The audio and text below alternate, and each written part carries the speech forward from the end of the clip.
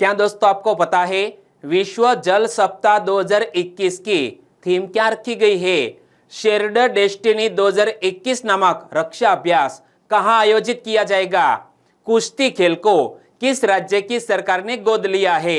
ऐसे ही 13 बड़ी खबरों को कवर करते हुए हमने आज का बोले तो 28 अगस्त 2021 का करंट अफेयर का वीडियो तैयार किया है। क्वालिटी की दृष्टि से बेस्ट है यह वीडियो, आप लास्ट तक देखें। लास्ट में मैं आपसे एक क्वेश्चन पूछूंगा जिसका आंसर आपको नीचे कमेंट बॉक्स में देना है।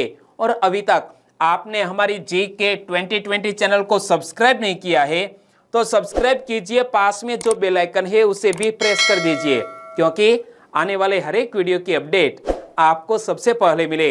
और आज के क्वेश्चन की पीडीएफ फाइल आप पढ़ना चाहते हैं तो नीचे डिस्क्रिप्शन में लिंक रख दी है, वहां से डाउनलोड कर सकते हैं, पढ़ सकते हैं। चलिए बिना वक्त गवाए स्टार्ट करते हैं पहले क्वेश्चन से। कुश्ती खेल को गोद किसने लिया है? कुश्ती खेल को गोद लिया है उत्तर प्रदेश की सरकार ने, यानी कि इस क्वेश्चन का सही आंसर है उत्तर प्रदेश। और उत्तर प्रदेश के वर्तमान मुख्यमंत्री कौन है? योगी आदित्यनाथ जी। इमेज में आप देख सकते हैं। कुश्ती खेल को गोद लेने वाली उत्तर प्रदेश सरकार द्वारा पहलवानों के समर्थन और बुनियादी ढांचों के लिए 2032 ओलंपिक तक 170 करोड़ रुपए का निवेश किए जाने की उम्मीद है। और भारतीय कुश्ती महासंघ के वर्तमान अध्यक्ष कौन है? ब्रिजभूषण शरण सिंह वर्तमान में भारतीय कुश्ती महासंघ के अध्यक्ष है, नाम मत भूलिएगा, ब्रिजभूषण शरण सिंह।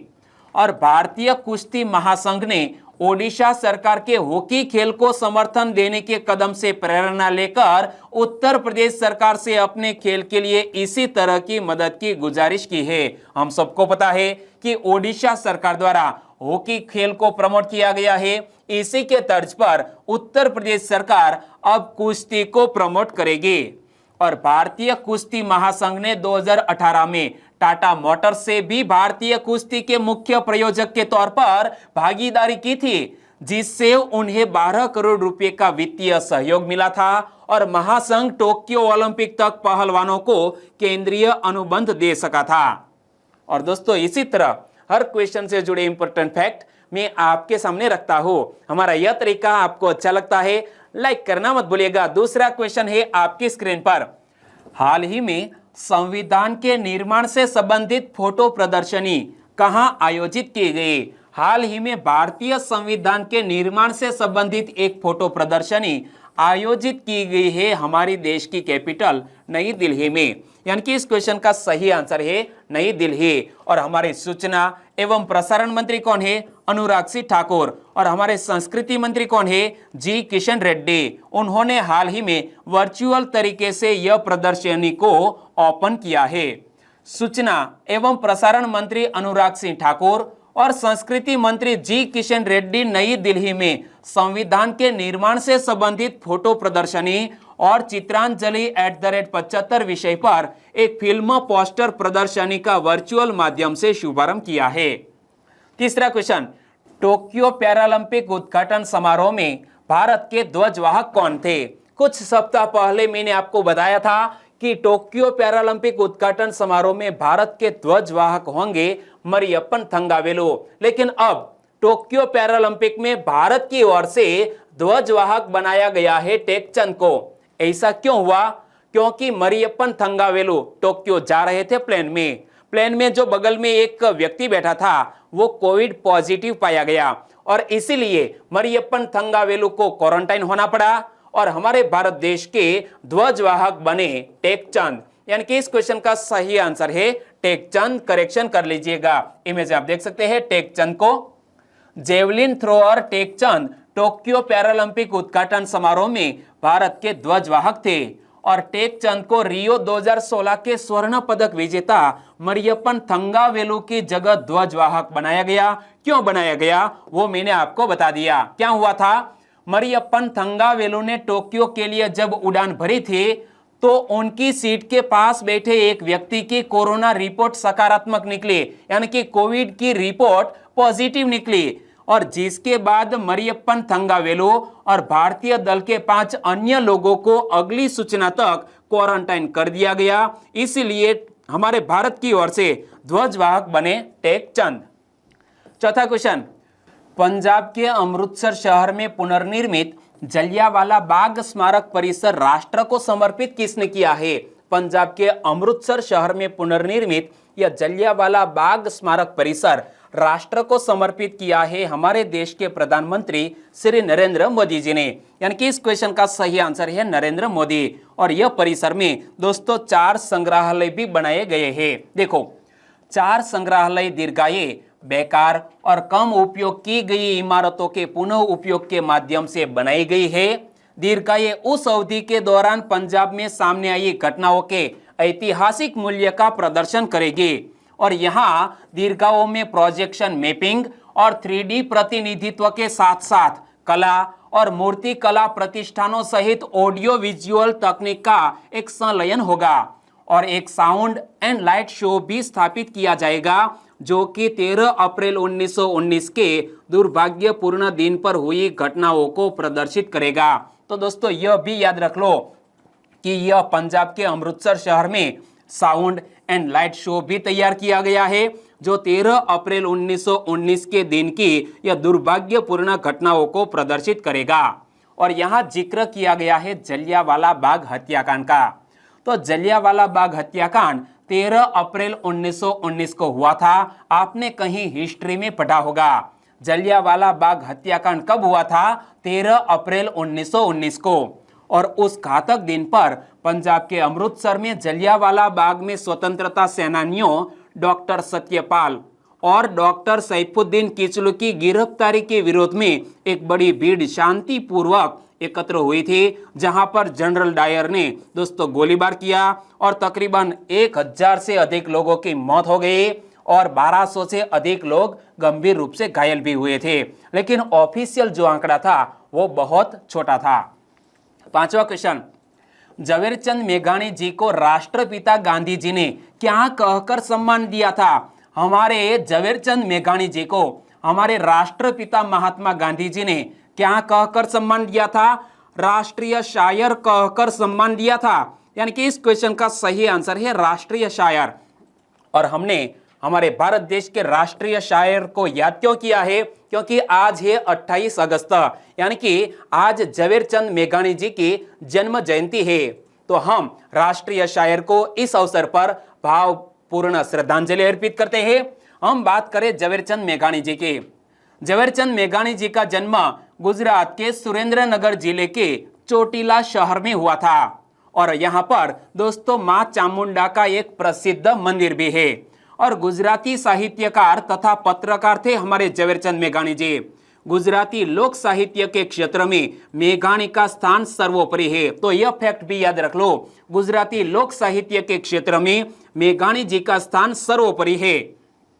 और झवेरचंद मेघाणी एक सफल कवि ही नहीं बल्कि उपन्यासकार, कहानीकार, नाटककार, निबंधकार, जीवनी लेखक तथा अनुवादक भी थे। और अंग्रेज सरकार ने उनकी सिंधुडो नामक एक कृति जब्त कर ली थी। तो यह फैक्ट भी याद रख लो। और झवेरचंद मेघाणी के बारे में मुझे अच्छी तरह पता है क्योंकि वो हमारे ही इलाके के हैं। क्या दोस्तों? चोटीला हमारे से यहाँ 40 किलोमीटर की दूरी पर स्थित है। और झवेरचंद मेघाणी जी का निधन हुआ है बोटाद जिले में। बोटाद जिला भी हमारे यहाँ से सिर्फ 36 किलोमीटर की दूरी पर है। ओके। और मेघाणी जी को राष्ट्रपिता गांधी जी ने राष्ट्रीय शायर कहकर सम्मान दिया था। तो यह यहां से मैंने क्वेश्चन सेट किया था कि मेघाणी जी को राष्ट्रपिता गांधी जी ने राष्ट्रीय शायर कहकर सम्मान दिया था। और उन्होंने कविवर रविंद्रनाथ टैगोर की गीतांजलि का गुजराती में अनुवाद भी किया था। तो इतने फैक्ट आप याद रख लो। ओके। 6वां क्वेश्चन, शेयर्ड डेस्टिनी 2021 नामक रक्षा अभ्यास कहां आयोजित होगा? शेयर्ड डेस्टिनी 2021 नामक रक्षा अभ्यास आयोजित होगा चीन देश में। यानी कि इस क्वेश्चन का सही आंसर है चीन देश। और चीन में कहां आयोजित होगा? मध्य हैनान प्रांत में। कौन कौन हिस्सा लेंगे? चीन के साथ पाकिस्तान, मंगोलिया और थाईलैंड की सेनाएं इस रक्षा अभ्यास में हिस्सा लेंगी। तो देखो, चीन, पाकिस्तान, मंगोलिया और थाईलैंड की सेनाएं पीपुल्स लिबरेशन आर्मी द्वारा अगले महीने चीन के मध्य हैनान प्रांत में आयोजित होने वाले एक बहुराष्ट्रीय शांति अभ्यास में हिस्सा लेंगे, जिसका नाम रखा गया है साझा भाग्य 2021, इंग्लिश में बोले शेयर्ड डेस्टिनी 2021। ओके। और चीन के राष्ट्रीय रक्षा मंत्रालय के प्रवक्ता वरिष्ठ कर्नल टेन कैफे ने एक ऑनलाइन संवाददाता सम्मेलन में बताया कि चारों देश 6 से 15 सितंबर तक हैनान के क्वेशान काउंटी में बहुराष्ट्रीय शांति अभ्यास साझा भाग्य 2021 में भाग लेंगे। तो दोस्तों यहां हमें याद रख लेना है कि यह चारों देश 6 से 15 सितंबर तक हैनान के क्वेशान काउंटी में यह एक रक्षा अभ्यास आयोजित करेंगे। 7वां क्वेश्चन, हाल ही में ओ चंद्रशेखरन का निधन हो गया, वो कौन थे? इमेज आप देख सकते हैं, ओ चंद्रशेखरन का निधन हो गया, वो भारत के एक जाने माने फुटबॉलर थे। यानी कि इस क्वेश्चन का सही आंसर है फुटबॉलर। और किस राज्य के थे? केरल राज्य के थे। यहां क्या लिखा है? फॉर्मर इंडियन फुटबॉलर ओ चंद्रशेखरन पास अवे। भारत के पूर्व फुटबॉलर ओ चंद्रशेखरन, जिन्हें उनके गृह राज्य केरल में ओलंपियन चंद्रशेखरन के नाम से जाना जाता है, उनका हाल ही में निधन हो गया। और डिफेंडर के रूप में खेलने वाले चंद्रशेखरन 1960 के रोम ओलंपिक में भारतीय टीम के सदस्य थे, जब देश ने पिछली बार खेलों में फुटबॉल में भाग लिया था। कब? 1960 के रोम ओलंपिक में भारतीय फुटबॉल टीम ने हिस्सा लिया था। उनके एक हिस्से के रूप में उन्होंने बहुत ही अच्छा प्रदर्शन भी किया था। 8वां question, accelerating India 7 years of Modi government किताब किसने लिखी है? Accelerating India 7 years of Modi government नामक किताब लिखी है के.जे. अल्फोंस ने। यानी कि इस क्वेश्चन का सही आंसर है के.जे. अल्फोंस। और इस किताब की फ्रंट पेज को इमेज में आप देख सकते हैं, क्या लिखा है? Accelerating India 7 years of Modi government, और जिसके लेखक है के.जे. अल्फोंस।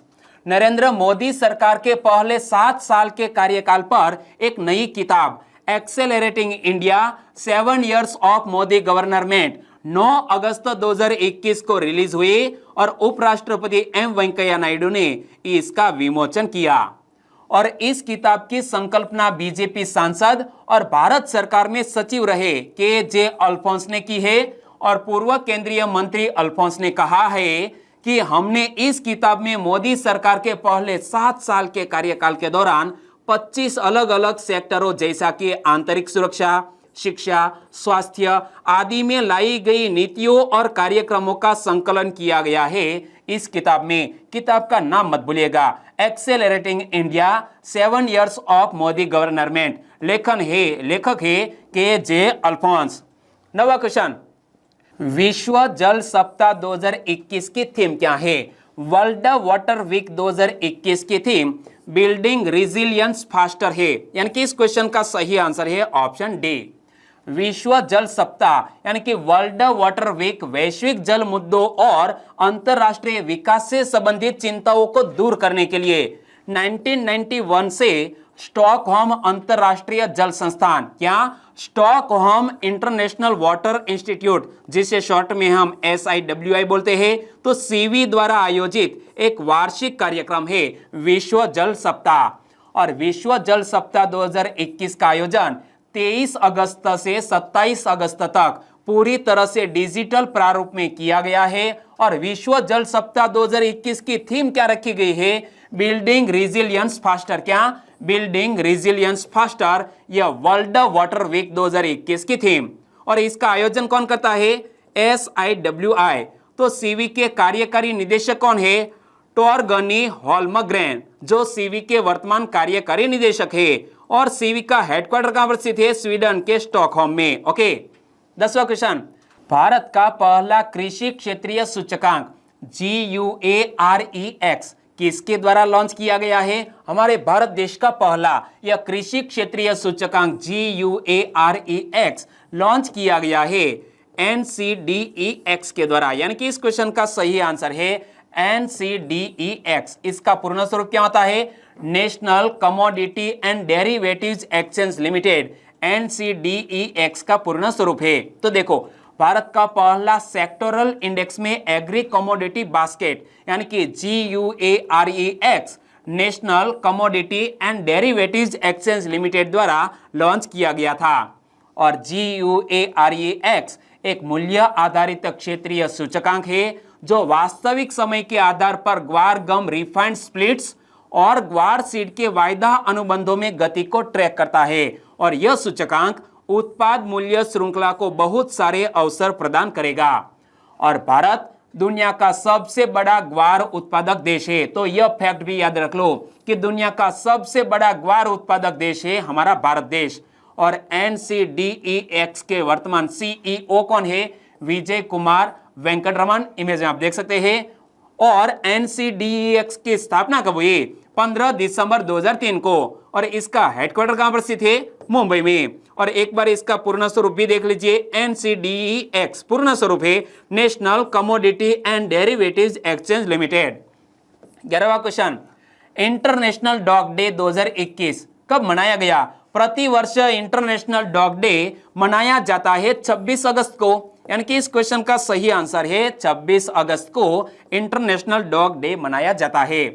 कुत्ते को गोद लेने और कुत्तों के बचाव के लिए एक सुरक्षित और प्यार भरा वातावरण प्रदान करने के महत्व के बारे में जागरूकता बढ़ाने के लिए हर साल 26 अगस्त को इंटरनेशनल डॉग डे मनाया जाता है। इमेज में आप देख सकते हैं इंटरनेशनल डॉग डे कब मनाया जाता है? अगस्त की 26 तारीख को।